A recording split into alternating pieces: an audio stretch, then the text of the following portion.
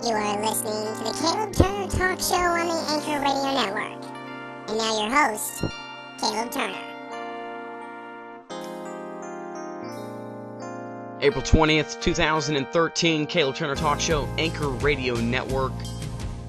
Coming to you live on this Saturday night. Late night. Live here from our downtown Coquitlam, British Columbia, Canada studios here. The Anchor Radio Network coming after a 2-1 win in a shootout for the Vancouver Canucks. On an eventful weekend in sports.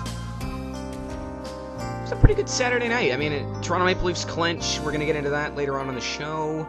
It's going to be an abbreviated show. We talk a little bit of NBA playoffs, the Lakers, the Caps. Of course, the Canucks. We'll get a break. We'll be right back. The Caleb Turner Talk Show rolls on in the Anchor Radio Network right after this.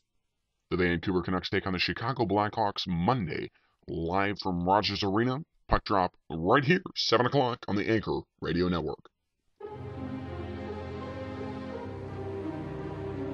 We're back live, Caleb Turner Talk Show, Anchor Radio Network, April 20th, 2013.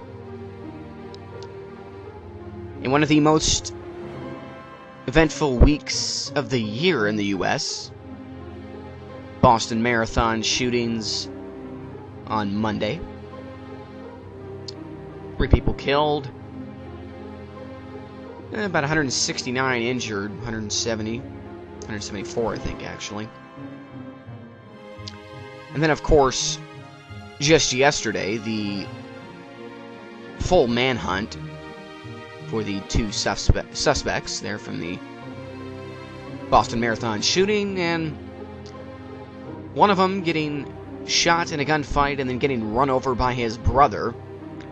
And then the other one, of course, wounded also in the gunfight and eventually ending up in a boat in somebody's backyard.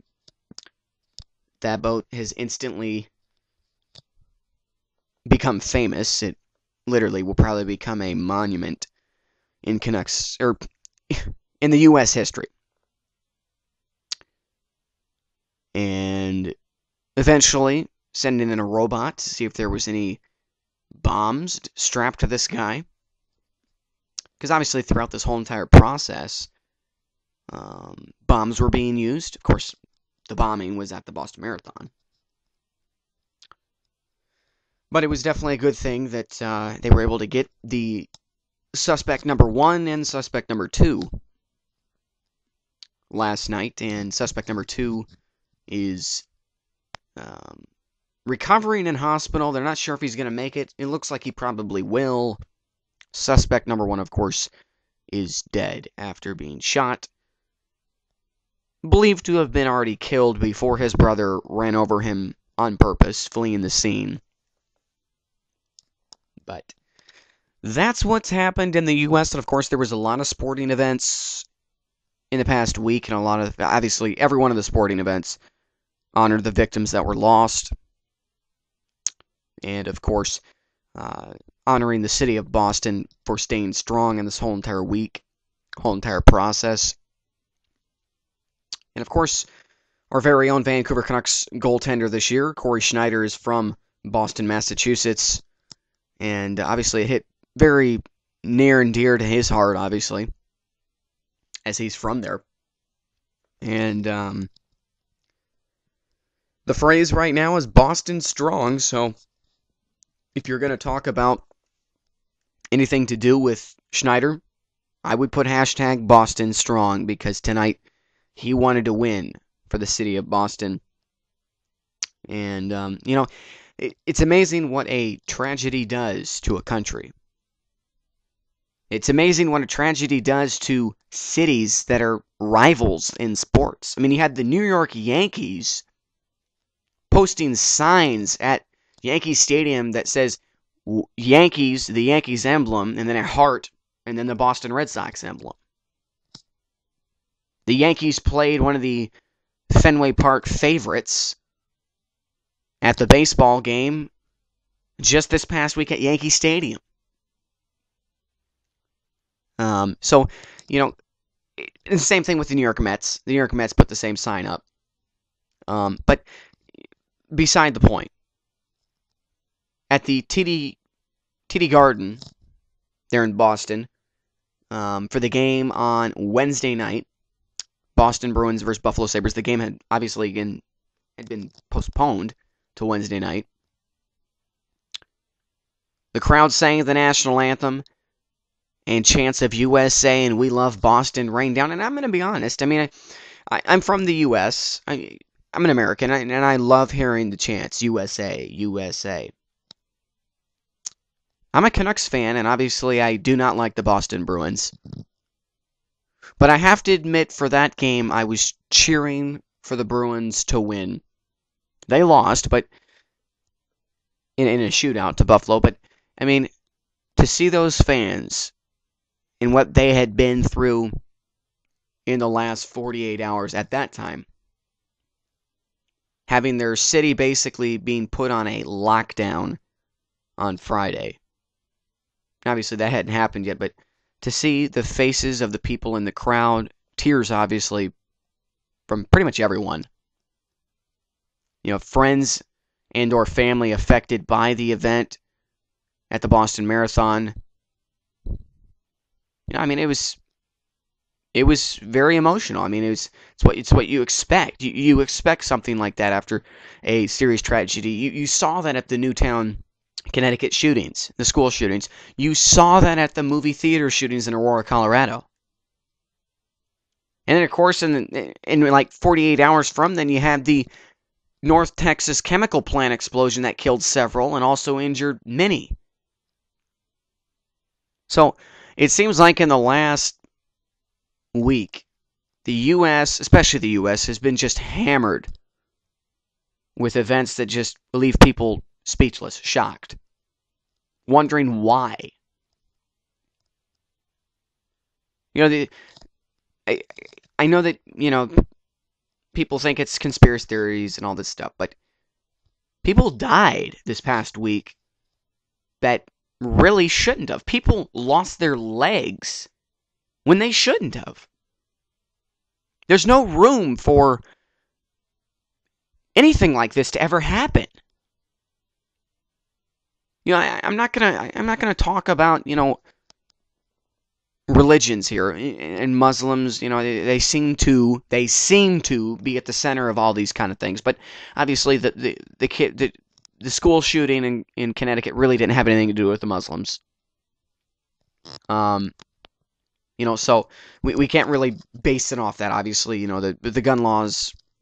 Obama is trying to get it tighter. President Obama is trying to get them tighter, and of course, Congress shot him down, and he's trying to use the executive orders. That's a whole nother story. But anyways, you know, we're going to take all the attention off the Muslims, and we're going to focus on the victims. These people have their lives completely changed. These people that have lost one leg, a lot have lost two. There was an 8-year-old boy that was killed. You know, and on the video surveillance, you see the bomber put the backpack that had the bomb in it right at the feet of a child, the 8-year-old boy that died. What would get into a guy's mind, any person's mind, I don't care if it's a guy or a girl, adult guy, adult lady, what would get into the mind of a man to basically willingly know in his heart and in his mind that he's going to take the life of that kid, for sure, and probably many others, if not take their lives, well, change them for the rest of their life. And when something like this happens, everybody immediately points fingers at certain people groups. You know, they want to point fingers at, well, why did he have the guns? Why did he have the bomb? Everybody points the fingers at security and why it wasn't tight. Really, the fingers should be pointed back at the Americans. The American people need to have the fingers. You know, you're pointing the finger, well, you got three pointing right back at you. And it's your own fingers that you're pointing at. you know, I'm never really judgmental on certain issues involving politics and stuff. Okay, I never really get into this. This is something that I honestly haven't gotten into since when we first began the show. But there's been countless opportunities for the U.S. to change the path, to change the direction that they're going in, but they don't change it. God's been taken out of schools. He's been taken out of, the Ten Commandments have been taken out of. God's been taken out of Congress. You still hear, okay, may God bless America.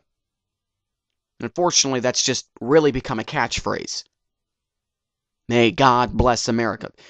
Does the president really realize what he's saying when he says, may God bless America? When the president says, God bless America, he's literally saying God has his control and he has his hand on this nation. God does not have his hand on this nation anymore. The people of the U.S., the government of the U.S. has taken God's hand off physically. They have removed God's hand from the government, number one. That's where it all begins. Then they've taken him out of the schools and they filled the schools. You look at what comes out of the schools nowadays. That's where everything begins, in the schools.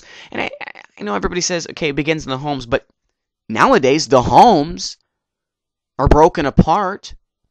Husbands aren't, moms and dads get split up, husbands and wives get split up. Divorce is over 50%. That is sad. And it's not just with people that are unsaved. It is with born-again Christians. And we point fingers at other people from other countries. No. It's right here.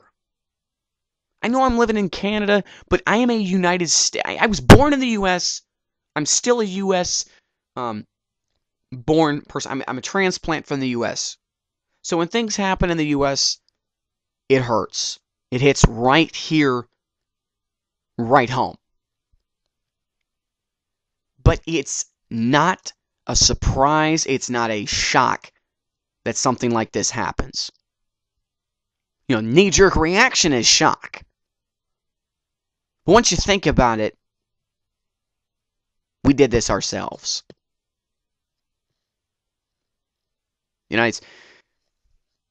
If God was still truthfully in this nation, and I'm talking about Canada now too, because things happen here. I mean, obviously you don't see something like this happen much here in Canada. It doesn't happen. Canada isn't really much of a target for this kind of stuff. It seems like the U.S. is. But when this happens, this is because God has been removed from the country. God's been taken out of, really, he's been taken out of the Constitution. He's been taken out of the Declaration of Independence. Because that's what they're pushing for. They've taken him out of the schools. They no longer pray before Congress gets into session.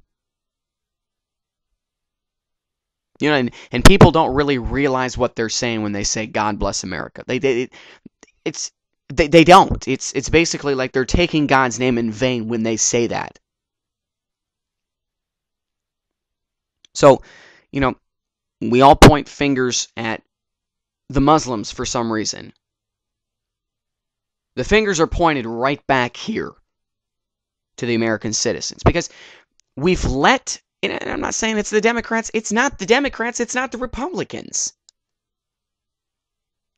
The humanistic thinkings in today's time, and it really all began back really in the mid to late 1800s when Darwin's theory of evolution really became big. It was the focal point.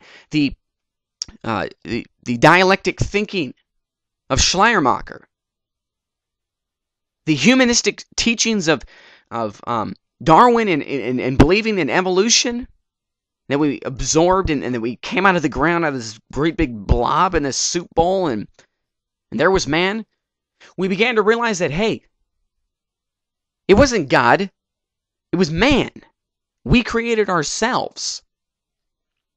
And they tend to lift man up, and when man's lifted up, God's put down, and that's when he's removed. It's when no longer God's the main focus. He's no longer the focal point. He's just a phrase that we say because it's been said forever. May God bless America. Well, people don't realize what they're saying when they say that. And they've taken him out of the U.S. That's why. These tragedies keep happening. That's why.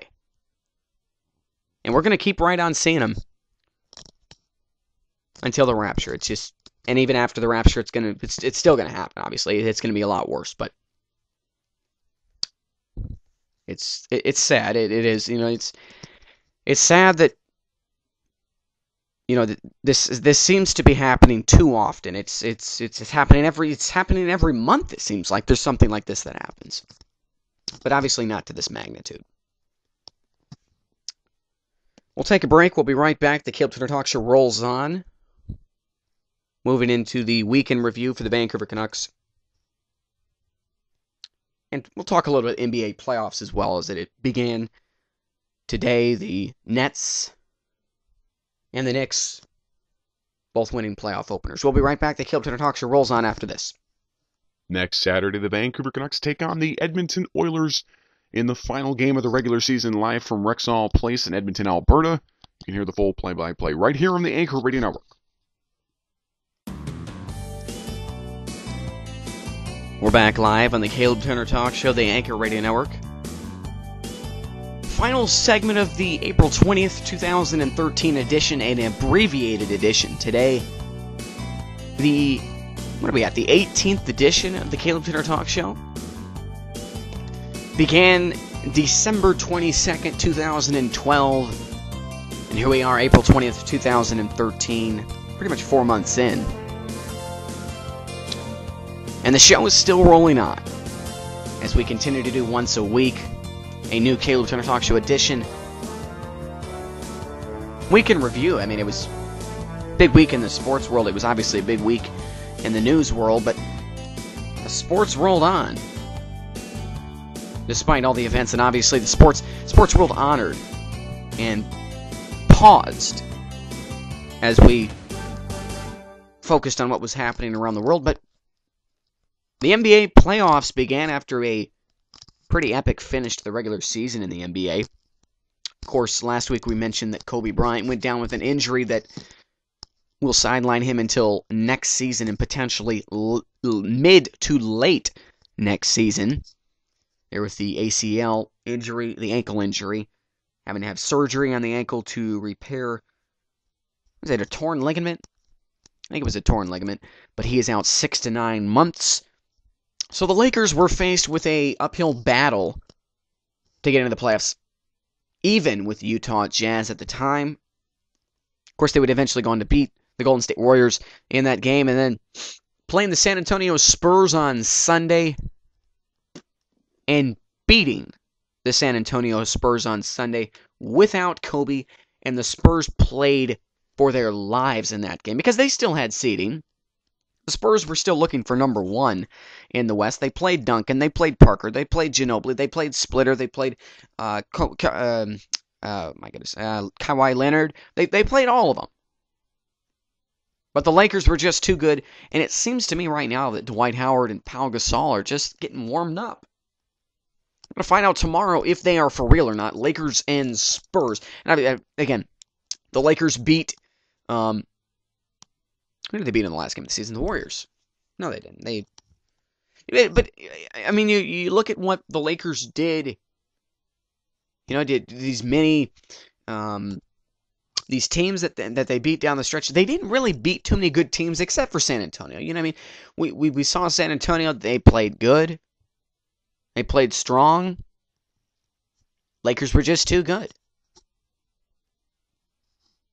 And, of course, that last game of the season there against the Houston Rockets, going to overtime, battle for 7th place, and I'm telling you, that game, if the Lakers somehow get out of the first round, it's because of that game right there.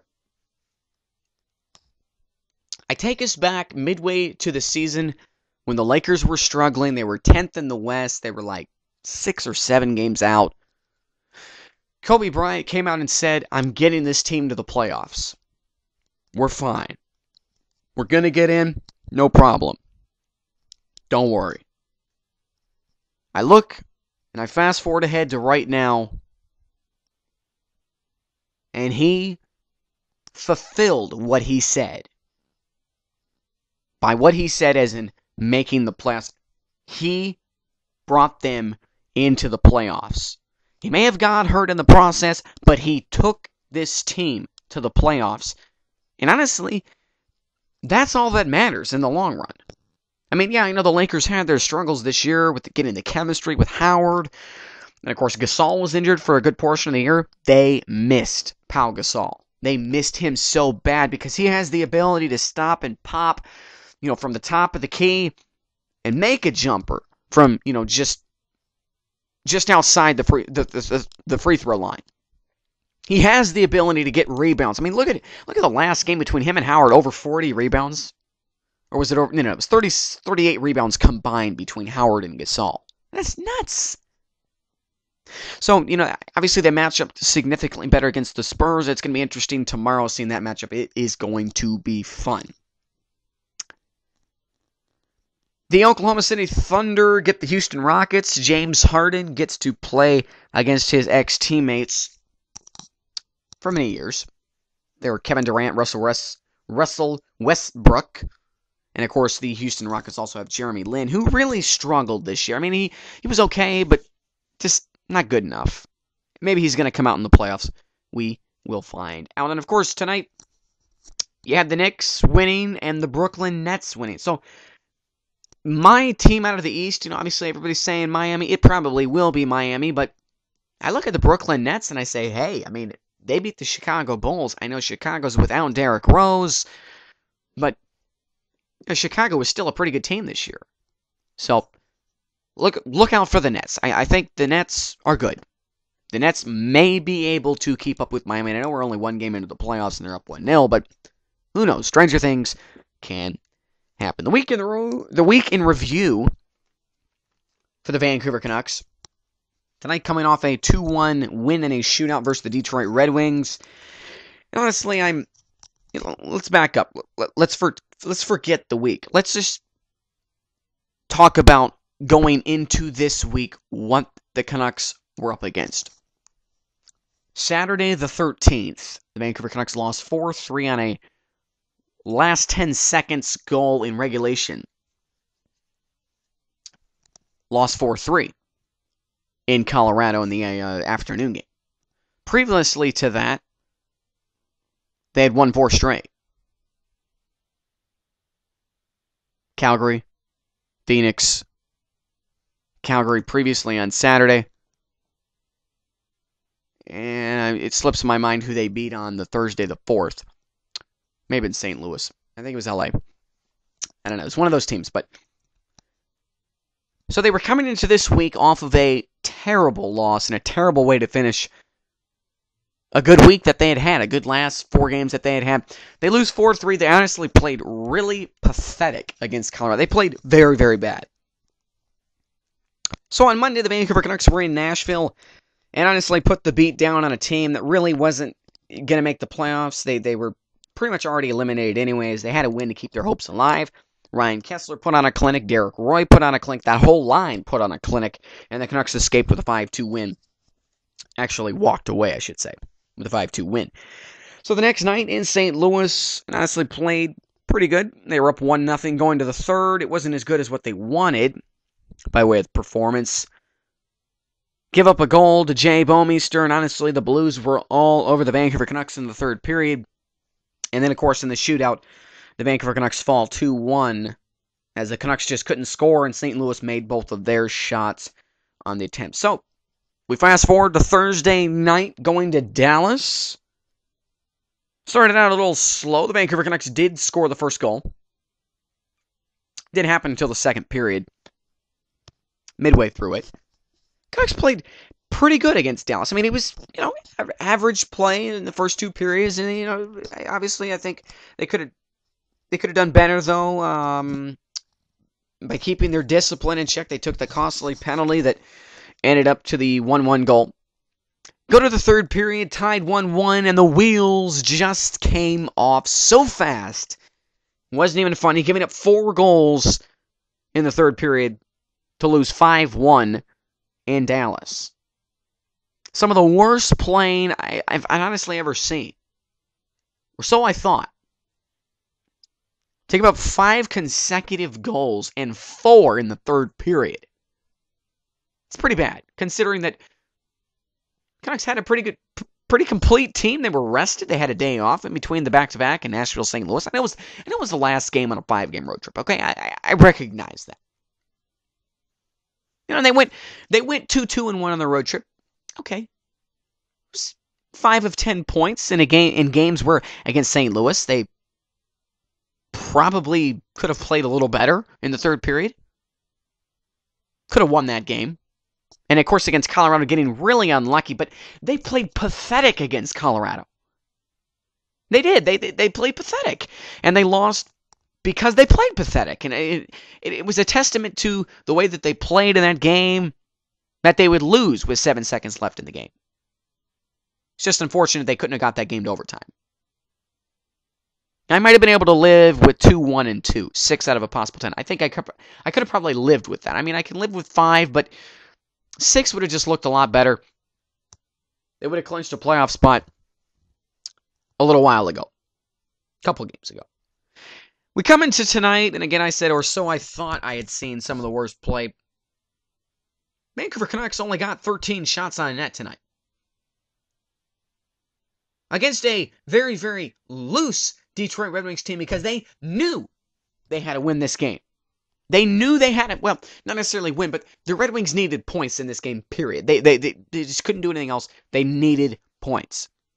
So this was a loose team, and the Canucks only managed to get 13 shots on net the whole game. They gave up 17 shots in the third period for a total of 33 shots. Again, Corey Schneider stood on his head. Excuse me, they had 34 shots on net. Schneider had 33 saves. So 34-13 in shots. I take that all back. 33-13 on shots. 32 saves for Corey Schneider. Goes to a shootout, and Schneider makes all 3 saves in the shootout that he faced. And of course, Maxim Lapierre with the slow deke in. And that won it in the shootout for the Vancouver Canucks in a game that they did not deserve to win. So, 3 consecutive games that the Canucks did not deserve to win. They get 3 out of a possible 6 in those games. So, they deserve to win for 2 periods in the Dallas, for a period and a half in the Dallas game, but period and a half ain't going to do it. Detroit, they didn't play for 3 periods. 3 periods and 5 minutes in overtime. They did not play. And yet they still were able to win it. That's good goaltending. That's some pretty incredible goaltending. And, it's really alarming to see the way that they play. It's very similar to the 2006-2007 regular season, which they relied heavily on Roberto Luongo.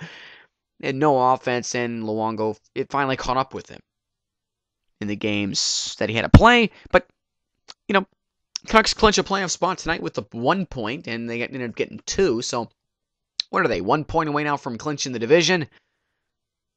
Not sure. I think if they win on Monday night, they clinch the division, if I'm correct. We'll have to confirm all that. Possibly a little later. We'll see.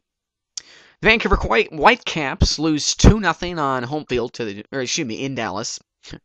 Excuse me. They're in FC Dallas. 2-0 loss to the FC Dallas. Say it again. But the Whitecaps will be back home next week against FC Dallas. Home and home. But the Caps now 2-3-2. In a year where they won their home opener and they really looked good. They really looked good. And there were high hopes coming into this season for the Caps, and it honestly has not gone the way that they wanted it. Sounds like the Canucks season. Hasn't gone the way that we wanted it either. And it sounds a lot like the Vancouver Giants season. Yeah, we're talking about the Giants. They stunk this year. Didn't make the playoffs. They were like 20 games below 500. Yeah. Hasn't gone the way that we wanted here in Vancouver sports, but the Canucks are in the playoffs. Okay. You got 3 games left. Big games against Chicago. Big game against Anaheim. Not so big game against Edmonton unless it ends up coming down to the division on that last game. Then it might be crucial. Canucks win 2-1 in a shootout tonight against the Detroit Red Wings. Clinch a playoff spot. To be in the playoffs after the 27th. So, pretty confident in the way that they were able to get to the playoffs this year with the team that they had, the injuries that they have. Chris Higgins, Chris Tanev, of course, David Booth's been out for the majority of the year. Manny Malhotra has been out, pretty much the whole year. You had no Kevin Bieksa tonight, no Kevin Bieksa the last game, no Kevin Bieksa the game before that. You got guys probably battling it with the unknown, undisclosed injuries. You know they're there. But we'll see how the Canucks play here in these last 3 games to try to clinch the Northwest Division. Yet again, but the Canucks are in the playoffs for the 5th consecutive year for sure. That wraps it up today for the Caleb Turner Talk Show on the Anchor Radio Network. If I can spit it out, it's been a long day, a long weekend. It was an interesting day today. We had sun, then we had clouds, then we had rain, then we had sun again, and it clouded back over, and it's kind of a partly cloudy, partly clear night tonight here at 11 o'clock. 6 minutes after 11. Caleb Turner Talk Show, Anchor Radio Network. Thanks for joining us tonight. A very, very abbreviated edition, the 17th edition of the Caleb Turner Talk Show right here on the Anchor Radio Network. 18th edition, excuse me.